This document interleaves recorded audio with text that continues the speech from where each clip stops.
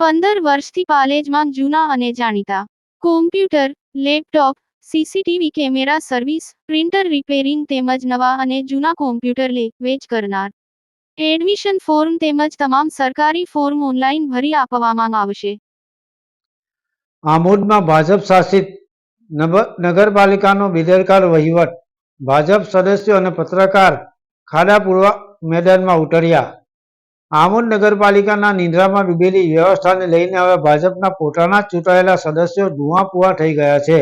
Gas એજન્સીએ નગરના માર્ગો ખોદી ₹40 લાખથી વધુ રકમ નગરપાલિકાને ખાડા પૂરવા આપી હોવા છતાં ખાડા આજેય ખુલ્લા છે. રસ્તા ખંડેર બની ગયા છે અને તહેવારોની વચ્ચે નાગરિકો ખાડામાં પગલાં ભરીને જીવ જોખમમાં મૂકી રહ્યા છે. વોર્ડ નંબર 3ના આરોગ્ય સમિતિના ચેરમેન રશ્મિકાબેન પરમારે જણાવ્યું હતું કે નગરપાલિકાના પ્રમુખ જલ્પાબેન પટેલ અને મુખ્ય અધિકારી પંકજ નાયક પછાત વિસ્તાર પ્રત્યે ભેદભાવભર્યું વર્તન રાખતા હોવાના તેઓએ આક્ષેપ કર્યા હતા. અનેકવાર મૌખિક તેમજ લેખિત રજૂઆતો કરવા છતાં ખાડા નહીં પૂરાતા અંતે તેમણે અને તેમના પતિએ જાતે ખાડા પૂરવાનું કામ હાથ ધર્યું છે, જેનો વિડીયો સોશિયલ મીડિયામાં વાયરલ થતા નગરપાલિકામાં ફફડાટ મચી જવા પામ્યો છે. યાકુબ પટેલ, ભરૂચ. શું નામ? નવીનભાઈ ઠાકુરભાઈ પરમાર.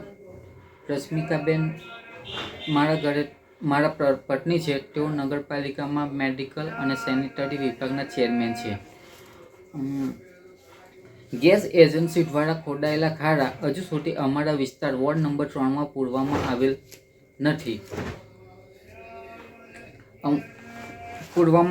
નથી.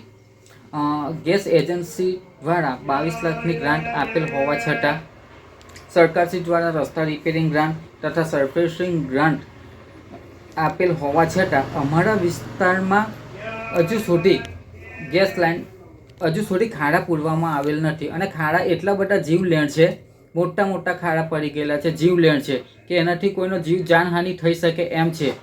અમે 1 વર્ષ પહેલાં પાલિકાના ચીફ ઓફિસર અને પ્રમુખશ્રીને લેખિતમાં રજૂઆત કરેલ હોવા છતાં અમારા પછાત વિસ્તાર પ્રત્યે પાલિકા દ્વારા ઓરમાયું વર્તન રાખવામાં આવે છે.